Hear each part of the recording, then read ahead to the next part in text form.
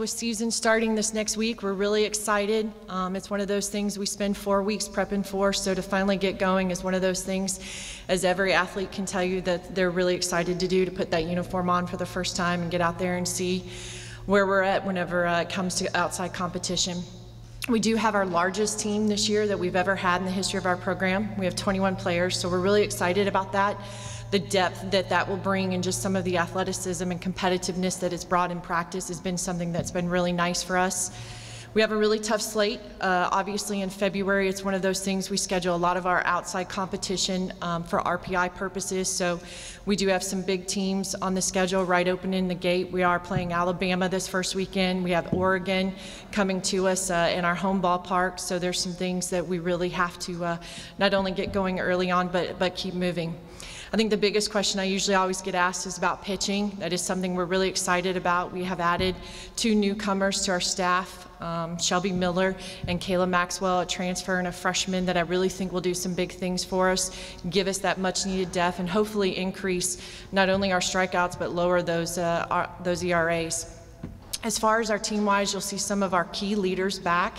We're really excited to have Selena Hernandez at shortstop again. We have Kayla Holland, who's still in the infield. We do have Katie St. Pierre in center field.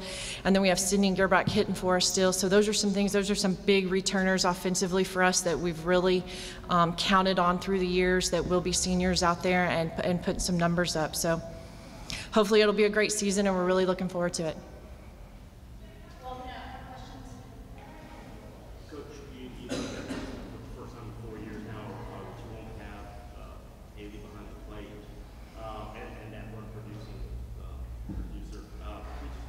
Where do you go from there? Who's the candidate to fill that spot? You know, Megan Noel is one of the transfers that we got in. She does such a great job behind the plate. You know, Haley was so gifted and skilled in her athleticism, but I think Megan brings something that we haven't had in a really long time, which is that repertoire with the pitchers. She's one of those things who can really sense a timeout, knows what adjustments they need to have, and really works well not only with just one, but with all of them. So we're really excited to have her. You know, obviously offensively, it's one of those things you can't ever really replace a Haley Uten like that, but we've hopefully added enough depth that we can draw to the bench and use some of those key returners for us that can really step up and kind of fill the role as a combined effort instead of just one player. So is she more I didn't know, when you relay the pitches and stuff, you like to have a catcher who can work with the pitcher and improvise and you know, maybe make some adjustments, or is that usually just coming from you in the dugout? No, it is one of those things that I really like to work with a catcher, and I think it's one of those things when her and I are working really well, she knows kind of those things to relay, where we're setting glove up, adjustments that need to be made, and even knowing some of those timeouts, when it's time to go out and just kind of slow a kid down or kind of snap them back in. She does a really good job with that balance of communicating.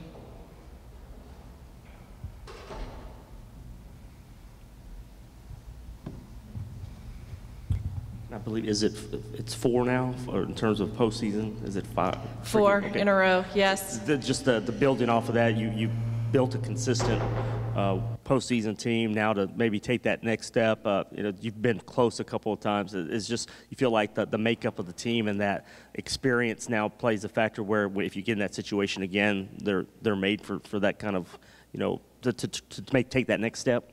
You know, that was one of our things we really focused on in the off season. Not only, you know, when we ended last year, I told them to remember that moment, to stand there, and that we promised that we would work hard enough that hopefully we wouldn't have to be in that same spot again. And that was our whole effort that we put in the fall, and they did such a great job of rising, of being that team that's not only more athletic, that has more endurance, but that is able to take that last step in the end. And I think that, you know, they've worked hard enough that we can do it. Now we've just got to get on the field and play.